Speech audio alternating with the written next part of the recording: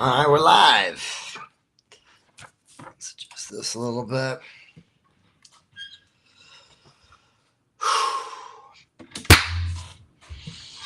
Hello, everybody.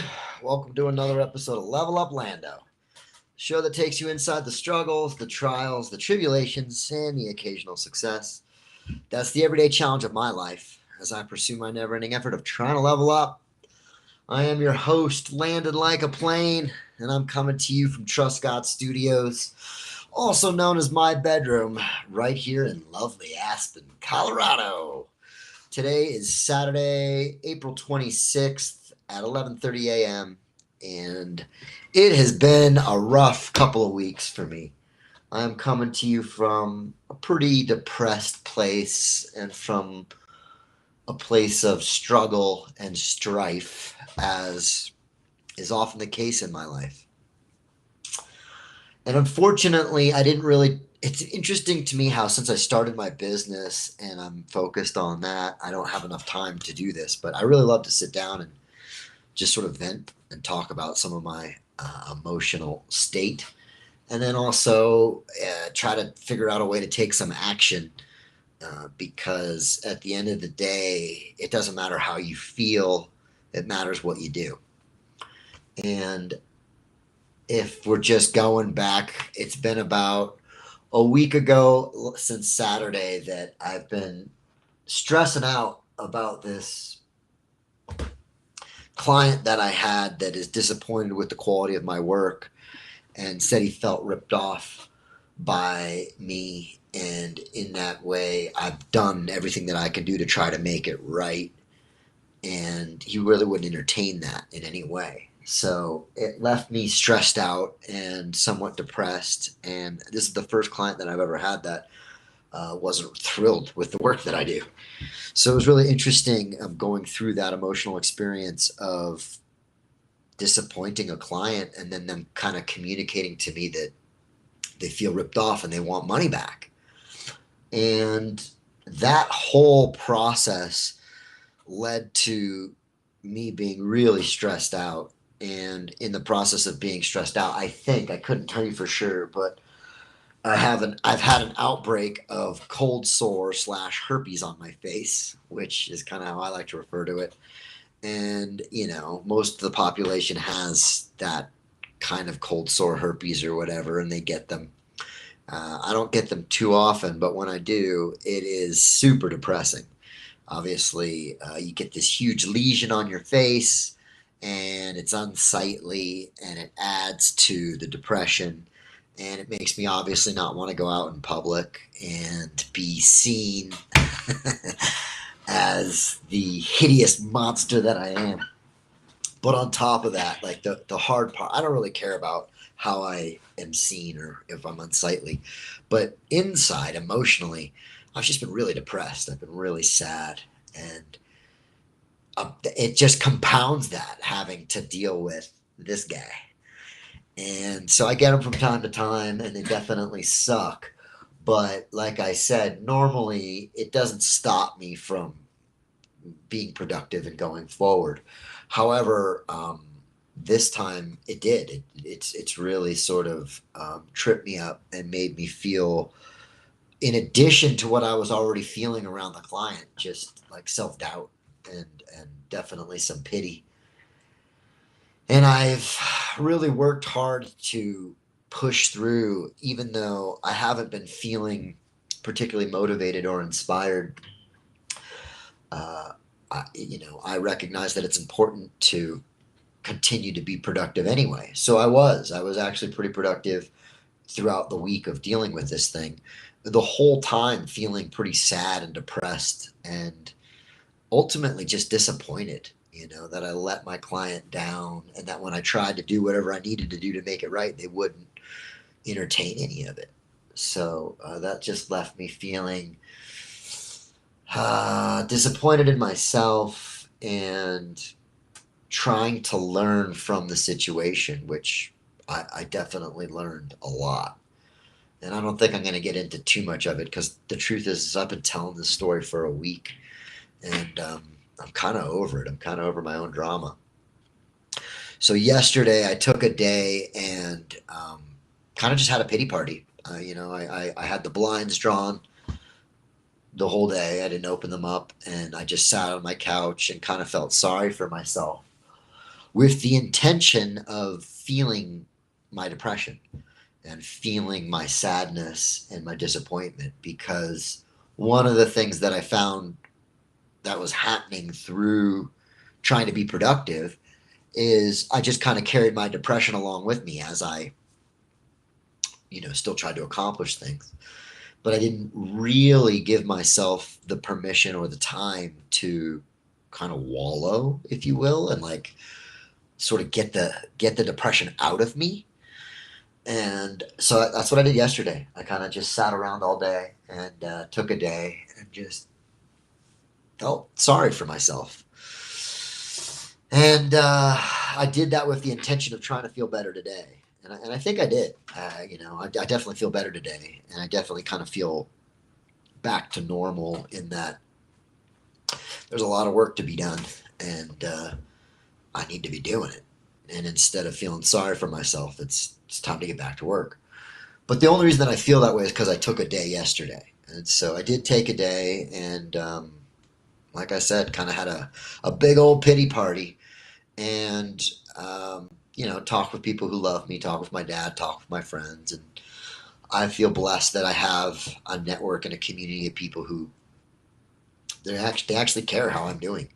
And in that way, when I'm not doing particularly great, I can call on them and I can go to them, and a lot of times they just listen without having any advice or counseling, and then other times, depending on what I'm looking for, they offer counsel and advice. So today I'm sitting down and I'm recording this podcast to try to capture some of that heartache and upset because I didn't get any of it while I was going through it. And I'm still going through it, but I feel like I've got through the worst of it. And I think it's really important to document the hard time. Um, like I said, the show is about my struggle and trials and tribulations. And there's occasional successes in there. And those are the ones that I like to highlight. But the truth is that in between the successes, there's a lot of struggle. And that's the point of this show, is to try to capture when it's hard. And a lot of times my mentality, I'm an optimist, and so it's really easy for me to spin it in a way that's like life is happening for you and not to you, and it's important to stay upbeat, and that the gifts of life are wrapped in the problems, and we seek the problems so that we can get their gifts, and all the cliche mantra affirmation stuff that people like myself who try to stay optimistic through pretty hard times tell themselves. And generally speaking, I can do a pretty good job of that. But on occasion, I do not do a good job of that. And I really do feel the sadness and the upset and the heartbreak and the pain. And even when I try to spin it, I can't. I'm not able to actually reframe my reality, which is one of the reasons I really do love the Daily Stoic. Because in a quick paragraph, a quick one-page read, you can really reframe your life, and we'll get to that in just a minute. But just feeling really bad, feeling really sorry for myself, and in my own attempt to try to kind of talk myself out of depression, one of the things that I like to say when I'm counseling other people is stop taking life so personally. And I guess what I'm alluding to here is that for this last week, I have been taking life really personally. And I've been taking this guy's disappointment with my work very personally. And I've been taking the fact that I got herpes on my face personally. And sometimes when you're taking life personally, it's because it's actually personal. But even then, it's really important to not take life personally. Then you combine that. So I'm taking life personally and I'm depressed and upset and kind of feeling sorry for myself. And then you combine that with having to like work your way out of it and take action. And sometimes the action you take doesn't really have any like immediate result. And so it just feels like an uphill struggle. It feels like the weight of the world is on my shoulders, and whatever I'm trying to do to fix that or shed myself of that is not working. And like I said, I find it to be particularly important. I wonder why this camera shuts off. I find it to be particularly important that I capture some of that. I mean, I want you guys to know um, that most of the time when I feel the struggle, I can bear it, but on occasion, the struggle wins. And a lot of times that leads to really bad decisions on my part. Not catastrophic decisions, but choices that help perpetuate the sadness and validate that, like, there's a feeling that I'm not worthy. There's a feeling that I'm broken or that something's wrong with me. And again, a lot of the time I'm able to make a choice that helps me to break away from that and remember, to act in the better interest of my higher self, which is, I'm a deeply spiritual guy, and I believe that the universe is conspiring in my favor, and that you're always where you're supposed to be, and that it couldn't have happened any other way because it didn't. It happened the way it happened. And if it was supposed to be different, it wouldn't have happened that way. So all these things are their practices, their mental um, like tests, I guess, where you get to choose. You get to choose, how do you want to respond? Who do you want to be in the face of this? And this last week, I've just chosen to be a victim. I really have. And that's not my natural role. I am a creator. I am the source of power. Why does this do that? This is getting annoying. So, come on, man. See, I'm like a victim right now. Now just stay on. Would you just stay on? So, and now I'm finally getting to sit down and share some of that and try to capture some of that, because there's definitely going to be times in life where even the most powerful and creative of creators feels victim, feels like a victim. And that's partly the way of the design. It's part of the human experience. And furthermore, trying to get out of it and trying to get back to being the creator and taking responsibility for the decisions and my life involves going through that. My dad likes to say, we forget so that we can remember. And so from time to time, you might find yourself, as I have found myself, being a victim of your reality, and that the world is happening to you and not for you, and that it's something that you take personally. At least I do. And it's from that place, it's very difficult to find power and to find, like, the source within. And so a lot of times I look outside of myself to validate and to reassure me that, like, I'm a good person and that I'm doing good work. And you're never going to find it outside of yourself. I mean, you might, but it's temporary. The truth is that you have all the answers inside of you. And the reason that we forget what the answers are so that we can remember. And that's part of the beauty of the design. Even though, if you're not aware of that, it can be particularly painful, which this last week has been particularly painful and hard. And I definitely feel like a victim.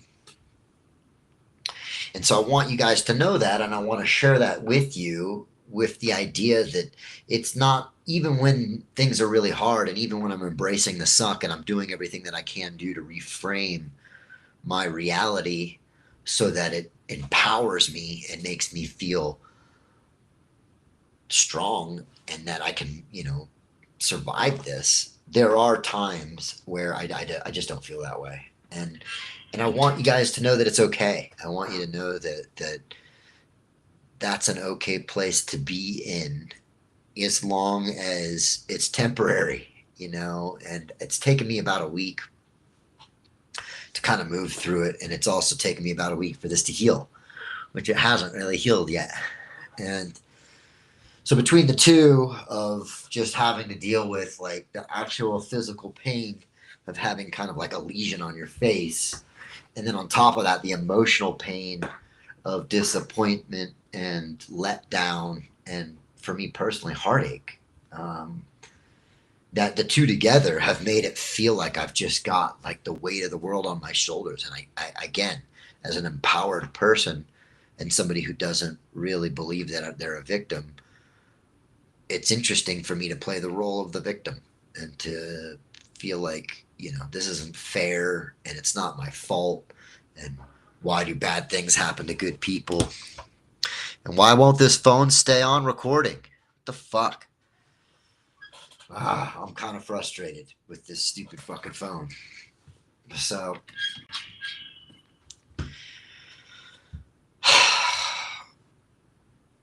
I'm kind of coming through that, which is why I've been able to finally find some time to sit down. But I do I regret a little bit not capturing more of it while it was raw, and just to show you guys, just to help you to feel like if you're feeling something like I'm feeling now, you're not alone, and that it happens to everybody. And I do consider myself a pretty powerful person, and I also consider myself a pretty powerful creator.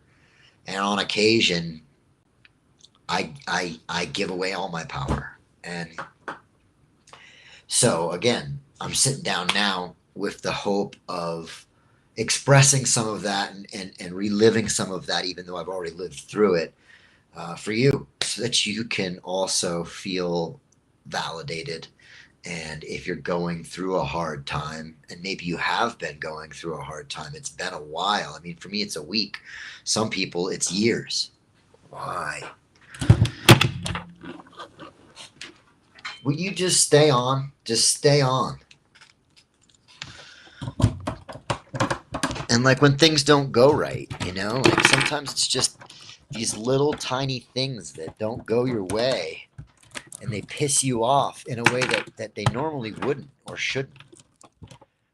And then it becomes even more difficult to manage your life. You make bad decisions, which is something else that I've been doing throughout the week. Is I found myself making unhealthy choices. I heard somebody say not too long ago, if you don't find a healthy outlet for your desire, you will find an unhealthy one. What did that say? And that's exactly what's happened to me. I am looking for healthy outlets, and instead of finding healthy outlets, I have found unhealthy ones. And that often compounds the suffering. And so as I've tried to explore that pain and work my way through the depression, I've come across a couple different ideologies, which I'm going to share with you now, in the hope that it helps. So the main one, and the one that I resonate most with, is there's nothing wrong, actually.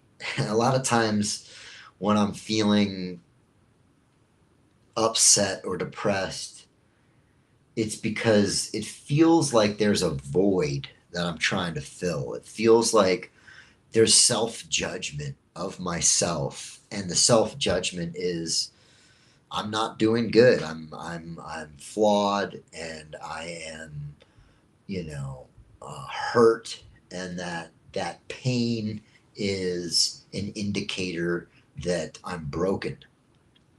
And all of that is not true. All that is kind of made up.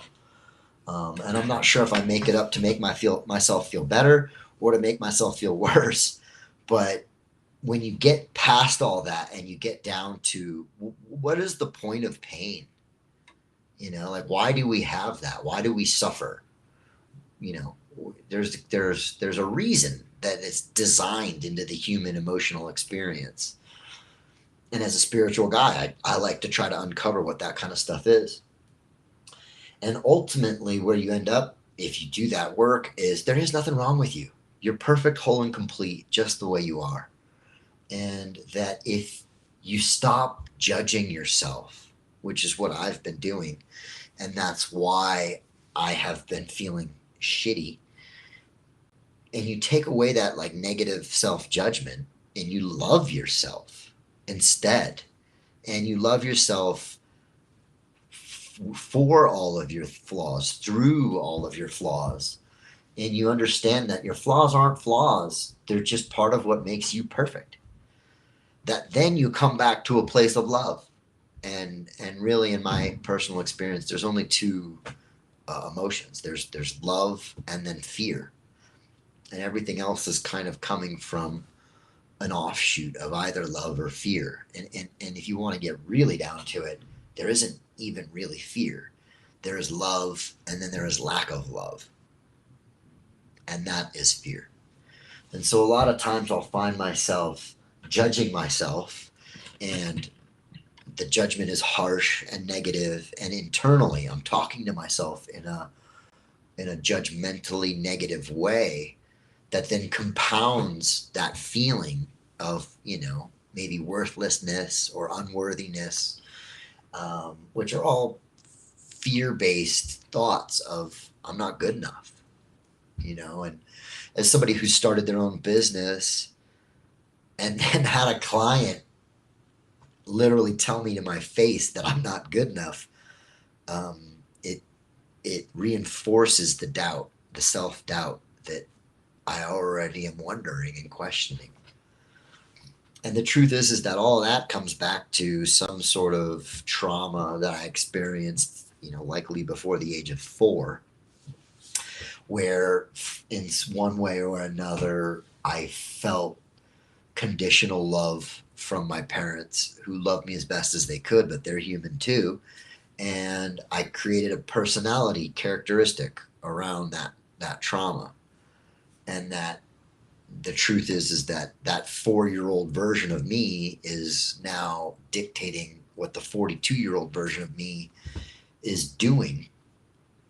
And then I don't have to allow for that. I can go back and re-choose as an adult. I can re-choose what is actually better for me and what is loving for me, and let go of the judgment and the feeling that I'm not worthy, whether that's physically, emotionally, mentally, financially, and just get back to the business of being rooted in love, and more important, loving myself. And I'm working on it. I'm not there yet. Um, but that's how I personally get through the depression, is ultimately letting myself feel the feelings I'm feeling instead of trying to deny them. That's another thing. I found myself, whether it was trying to be productive or whether it was making really poor, unhealthy decisions that aren't serving me, both of those were distractions. They were distractions from feeling what I was feeling, which was not pleasant and somewhat painful. And so that brings us back to, what's the point of pain? Why do we suffer? And I believe that the reason that we have pain and the reason that we do suffer is, and it's not a bad thing, actually. What it is a signal. It is a alarm bell. It is a calling of your inner self to look internally at your own judgment of yourself, so that you can do the work to heal. And that if you don't do that, you're going to continue to experience that pain in the future. And a lot of times it manifests itself in bigger and greater ways because, like I said, it's the pain and the suffering is your inner self calling to you to do the work to heal yourself and to forgive yourself and to love yourself. That's what it's for. That's its purpose, is to reacquaint you with the fact that you are perfect, whole, and complete, and that there's nothing wrong and that there's nothing broken. And when you come back into that place and you remember that and you sort of bask and bathe in the loving of yourself, that you really can heal. And when you heal, which again I have not done yet, but this is part of it. But when you do properly heal, that pain won't ever come back. And that's not to say you won't feel pain. You will again. It's just going to be a different part of you that needs healing. You know, it's like if you cut your finger or you get a herpes on your lip, eventually it heals and goes away. That doesn't mean that when you stub your toe, it doesn't hurt. So, that's sort of the game of life is you ebb and flow between good times and bad. And there really is no good times and bad. That's all personal judgment. And there are just times. And the truth for me is that every day is a miracle. And every breath is a miracle. I'm so grateful to be alive that it's not extremely difficult for me to enjoy the parts of my life when I'm suffering. Mostly because the suffering that I suffer is by my choice. I chose it. And versus when you don't choose it, it's a lot harder to bear. It really is. And I believe that that's when you're coming from a mentality of a victim. And, like my friend says, my friend Chris says, you don't choose what happens to you. You choose how you respond to what happens to you. So sometimes you might be a victim. There's a lot of women out there who are victims of sexual assault and rape, and they can't undo that. That happened. They were a victim of that experience, but not really if they're in control of how they respond to what happens. They're only a victim if they let that experience of being a victim perpetuate into the future. That's what makes you a victim. If you use that experience to empower yourself, and maybe you're telling, stories, maybe you're sharing your pain and you're helping to inspire other people who maybe went through something similar and are being a victim to become empowered and to take responsibility, not for what happened, but how they respond to what happened. And if I'm being totally honest, I have not done that this week. This week, I have been a victim. And I'm trying to find my way back into being empowered and being a creator and taking responsibility for what happened. And that's hard, actually. It's hard to own the fact that I did this job and the client wasn't happy.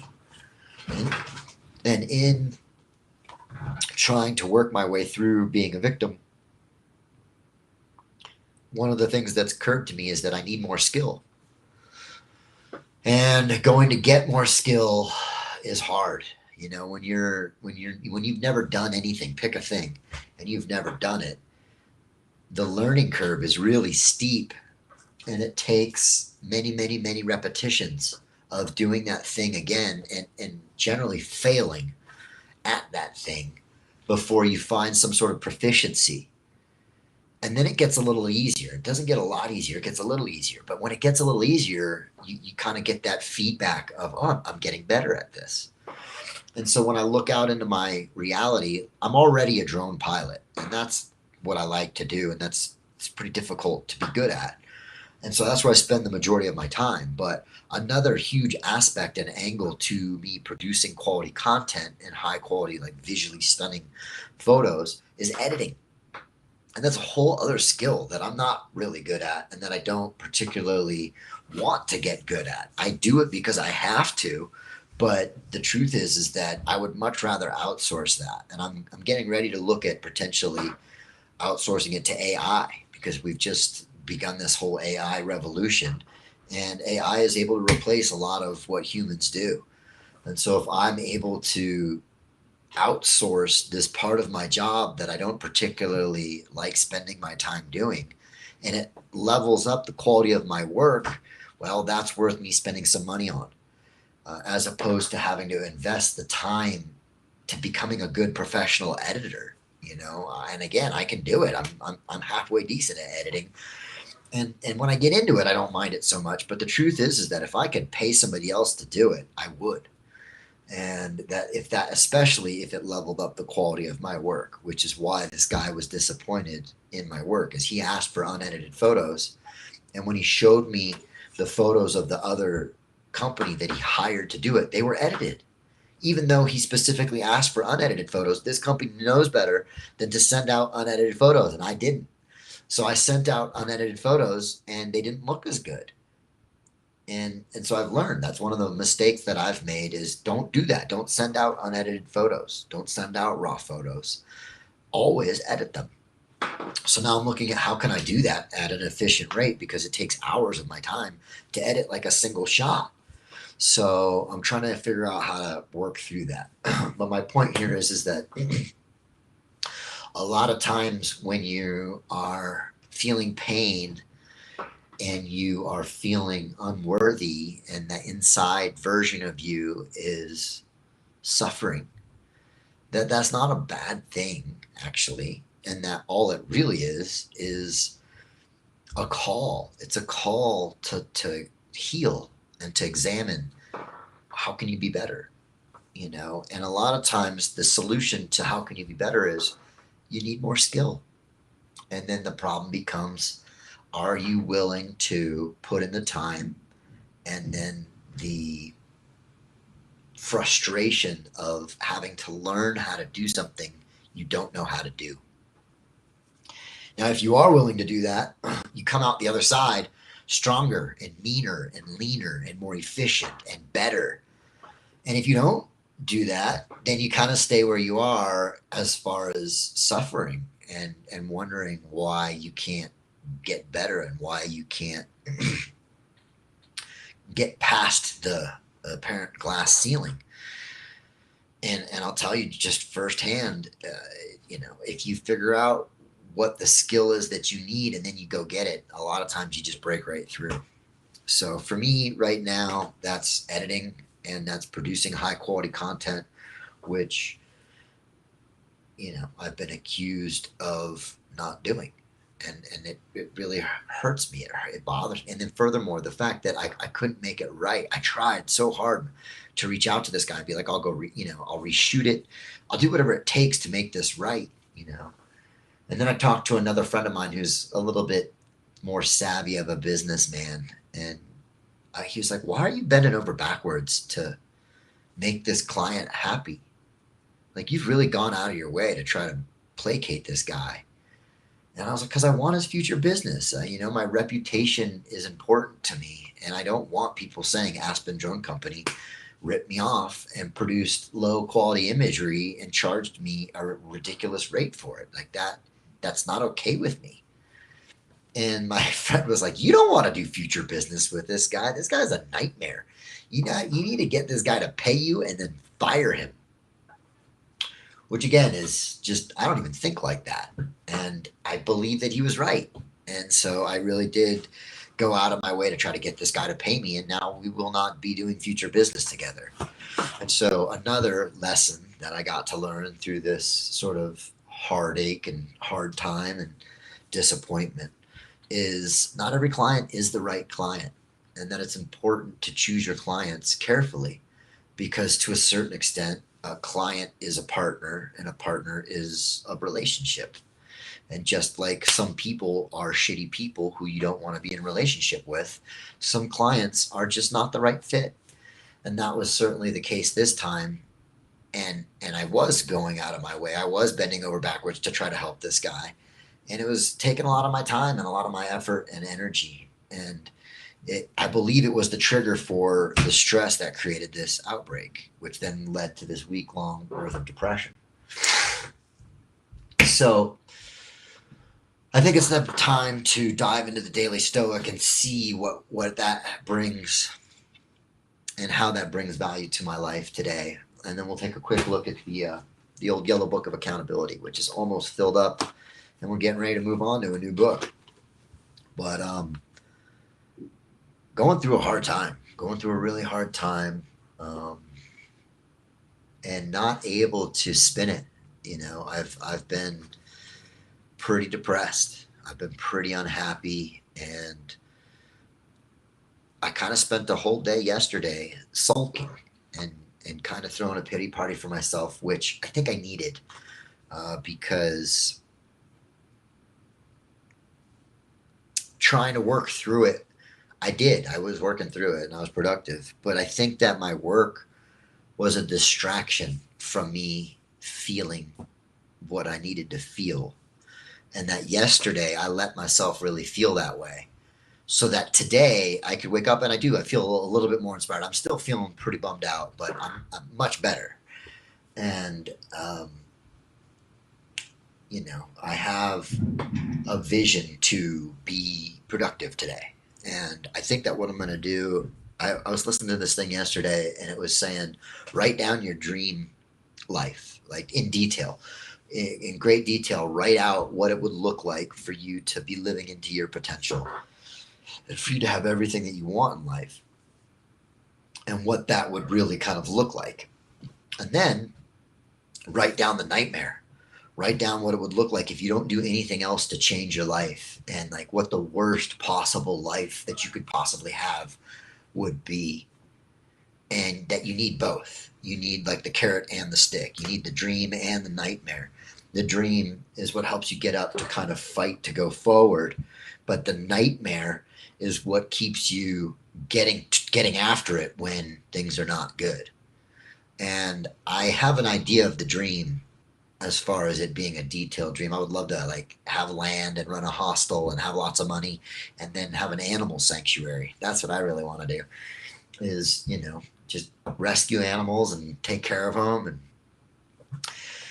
be of contribution and of service that way. And then also offer a fun, safe space for travelers to come and rest and recover and enjoy uh, whatever experience I'm offering as they travel on their way.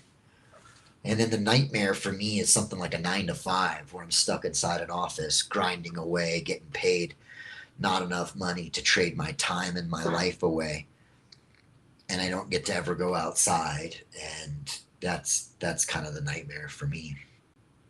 But because I don't have that in great detail, it's somewhat vague. And so I'm going to write it down, and I'm going to get real specific, and I'm going to get very detailed, because the brain needs both. The brain, and when you can envision it, well, the reason you write it down and you get into great detail is that when you can envision it, that's what puts the like brain into synchronicity with the universe, and you're able to manifest your reality a little bit better. So when I get done doing this, I'll probably take a little bit of time, maybe go for a walk, get outside, and then come back and try to create that sort of dream and nightmare life, so that I know what I'm running towards, and then I also know what I'm running away from, and I never want to have to live. So with that, let's go ahead and see what the Daily Stoic has to offer us here. So, again, just summarizing how I feel. Really depressed, sad, feeling unworthy, feeling self-doubt, feeling not loved and unloved from myself, and feeling like something's wrong with me and that I'm broken. And none of that is true. That's just how I feel. Um, but I'm making all that up. And the minute that I decide to not feel that stuff, the depression will go away. So feeling depressed, feeling unworthy, feeling self-doubt, and trying for whatever reason to not feel that stuff, when probably the right answer is to not just feel it, but listen to what it's calling, what part of me is calling to be healed through this pain and suffering. And the real truth there is I haven't done the work. I don't know. I don't know what I haven't. I've been just trying to keep my head above water and breathe, that I haven't actually had the time to put in the effort to dive into the part of me that is calling out to be healed, which once I do that, I can heal it, and then the pain will go away. So, and I haven't actually, I've been just suffering. So rather than do that work, I've had to deal with the suffering. And now I'm finally kind of coming through that to the point where it's like, okay, now the pain has subsided enough and I've put enough time between me and the heartache that I can now, from a non-victim place, take accountability and take responsibility for how I want to respond to basically this last week. So, and I'm not sure. I don't know the answer to that yet. But maybe the Daily Stoic will tell us. So let's see. So it's been about 10 days. April 17th. Today is April 26th. April 26th. Things happen in training. When your sparring partner scratches or headbutts you, you don't then make a show of it or protest or view him with suspicion or as plotting against you. And yet you keep an eye on him. Not as an enemy or with suspicion, but with a healthy avoidance. You should act this way with all things in life. We should give a pass to many things with our fellow trainees, for, as I've said, it's possible to avoid without suspicion or hate. Marcus Aurelius, Meditation 6.20. By seeing each day and each situation as a kind of training exercise, the stakes suddenly become a lot lower. The way you interpret your own mistakes and the mistakes of others is suddenly a lot more generous. It's certainly a more resilient attitude than going around acting like the stakes of every encounter put the championship on the line. When you catch an elbow or an unfair blow today, shake off the pain and remind yourself, I'm learning. My sparring partner is learning too. This is practice for both of us. That's all. I know a bit more about him or her, and from my reaction, they're going to learn a little bit more about me too. Well, again, if that isn't exactly what I was talking about and exactly apt to my personal life situation, am I taking life serious? Like, personally, I am. It feels like when you're sparring with somebody, you expect them to spar fairly, and you expect them to not be cheap and to hurt you with like malice or intention. Like when you're sparring, you're trying to get better, and you're doing that within the rules of the game. So if they scratch you, or if they throw an elbow, and an elbow is not an allowed thing to be done, a lot of times, me personally, I will judge that person. I will say that I will be suspicious of them, and I will have something in the back of my mind that indicates to me this is a person I shouldn't trust. And according to the Daily Stoic, you shouldn't do that. Not only should you not do that, but you should give them the grace of the idea that they're learning too. And that the elbow, even if it was intentional, and the scratching, even if it was intentional, is just them learning how to spar within the confines of the rules. And even if they break the rules, even if they're a rule breaker and a cheater, that's not something you necessarily have to now hate that person for, but you got to keep a weary eye out. You got to know this person likes to cheat. This person likes to break the rules. And therefore, it's not that I won't spar with them, but it's that I need to be on the lookout for how they conduct themselves. And in that way, it's the same with life. You know, so life just threw me an elbow. Life just threw me a herpy. And I've taken it personally. And I am not suspicious, but angry. I'm mad at life for, pouring salt in the wound, adding insult. I was already dealing with this client who was disappointed, and then I get the herpes on my face, and I got to deal with looking ugly, and then on top of that, it's painful. It's actually like physically painful, and it's hard. One of the few places that I have a very difficult time overcoming taking life personally is if you hurt me. It's one of the reasons I get road rage. I get road rage not because I'm mad at the driver, but because they made me fear for my own safety. And that's where the anger comes from. And it's the same with anything in life. If I'm snowboarding and somebody almost crashes into me, I get angry. I get pissed off. I take it personally. And it's like, why do you have to come anywhere near me? There's a whole big run and it's wide open and there's nobody else out here. And you could ski on the opposite side, but for whatever reason, you chose to ski right next to me. And then I get frightened. And the fear is that I'm going to get hurt. And the truth is that you are going to get hurt. That's part of life. And so rather than take it personally, you bank it and you keep a weary eye and you don't take it personally and you move on. What did it say at the end? It said, this is practice for both of us. That's all. I know a bit more about him or her, and from my reaction, they're going to learn a little bit more about me too.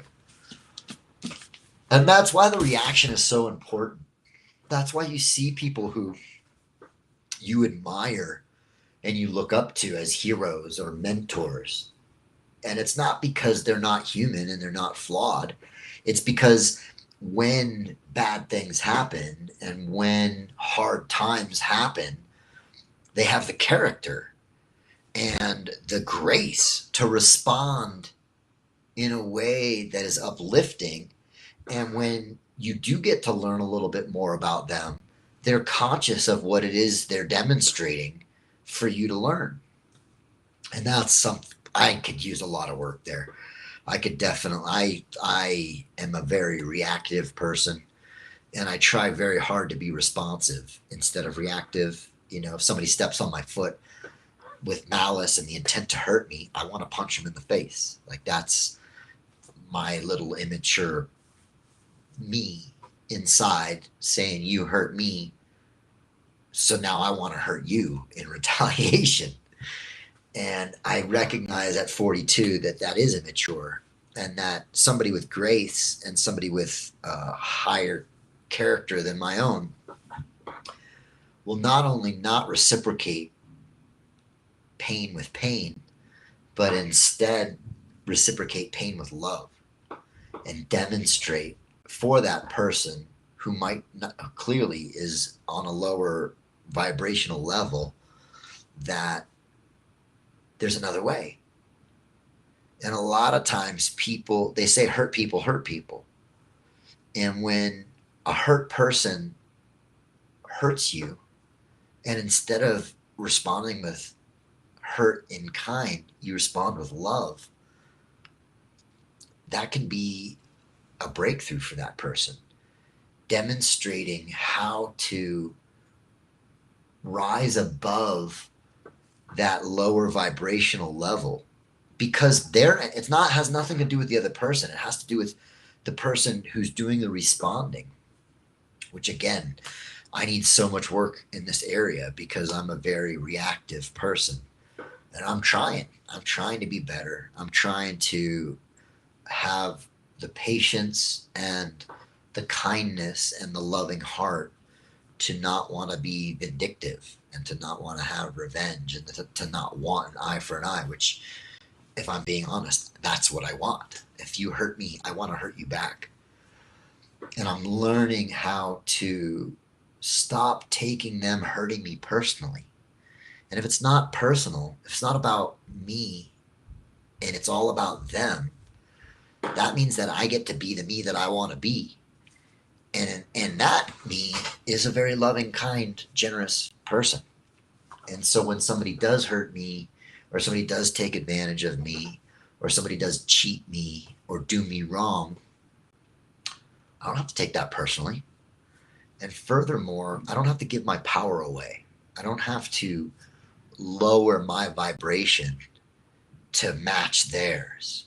But instead, I can respond with love and kindness, which in my personal experience, the rare times that I actually do that, that raises their vibration and their consciousness. And that's a pretty powerful thing to do for somebody else, is to free them from the idea that in order to get the attention, or in order to get the response that they're looking to get, they have to hurt you, which is what they think they have to do.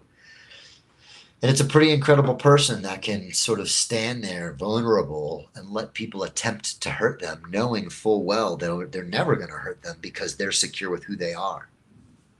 And they love who they are.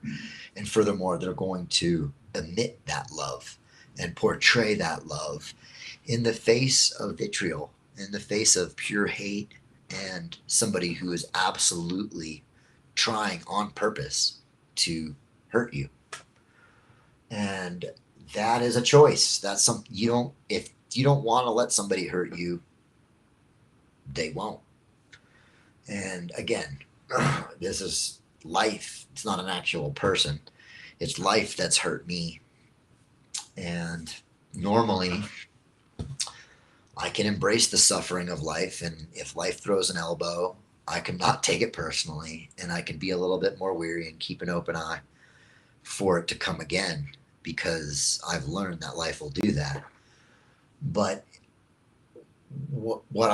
this time I've taken it absolutely personally, and it's created a massive depression in my life. And now I'm trying to take responsibility for how I feel. And, up until today, I've just been a victim, and I haven't taken responsibility, and I haven't taken accountability for how I was responding to that elbow that I caught and was mad about and hurt by and pissed off. And it's taken me a week of sort of feeling self-pity and disappointment and unworthiness to get to a place where I've forgiven myself, and that I've moved past taking life personally, and I can acknowledge and realize that it's not personal, and that it's not happening to me, it's happening for me. And from a place of it's happening for me, what lessons can I learn? How can I be better? How can I be stronger and look out for the elbow the next time, so that even though it's coming, I move. And if I don't move and I do get hit, I don't take it personally. So with that, we'll take a quick look at the old Yellow Book of Accountability and see if there's anything that we can make on a list today of things that I need to do. So on 417, I have action written down pretty big. Run, workout with the weight bench, which I actually did that. So we're going to go ahead and cross that off and get a little pat on the back. Yay, Landon. Little level up there. I needed to email Toastmasters and the Eagles, which I actually did that too. So that's another level up. Yay. Landon, good job, buddy. I need to practice with the drone and editing. I didn't do that. I've got a bunch of other footage that I want to put together from like a family trip that I've done. I have goals of fitness, financial, and business. I need to learn business, editing, and AI. And then I did some of the videos for my client. So yay, that's another little level up. So here we go. On 426, we're going to do the videos for MK and the intro. We're going to get to the gym or go for a run and lift weight I haven't really been lifting weight too much. I did last week just to try to feel productive, but I need to get back into it. I'm starting to get fat. We need to edit, and that might be looking into investing into AI editing or AI class. I need to do some research the best AI. There's so much AI out there nowadays that I really want to do some due diligence and figure out if I'm going to spend some money on it, which place is the best place for me to spend some money. I've got the family trip editing footage and Steely Dead footage. I need to pay bills. That's the business license. I paid my rent for May. That's a huge level up. We're giving ourselves an extra long level up. May rent's paid, and I requalified for my housing for next year, but I need to double check all that. Housing, I need to get my hours and my invoices up to date. Let's see, I got electricity, I got car insurance, I got my camper. I've got so many bills. I cannot wait to make more money than I need. I'm ready to manifest that reality where I'm making, 60, 70, $100,000 a year. And I just don't have to struggle because this is hard. It's so hard. Oh, I want to write out the dream and the nightmare.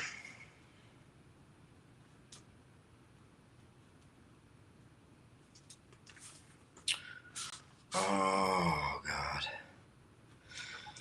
And we'll do Aspen Times. I submitted another article for the newspaper, which I thought was pretty good. Aspen Times ideas. All right, that's a pretty decent list of things to do.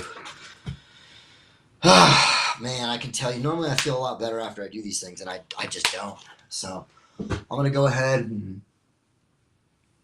just try to get outside. It's a beautiful day here, and we're in the off season, which I really like a lot. It's when things slow down in town, and all the tourists are gone, and the town's just back for the locals, although it's mud season, so all the snow's melting and everything's really muddy, so you can't really go camping yet, which I'm hoping to get out of town here soon. But in the meantime, I do live in a beautiful part of the world, and it's not too hard for me to just walk out my front door and go access some pretty incredible nature.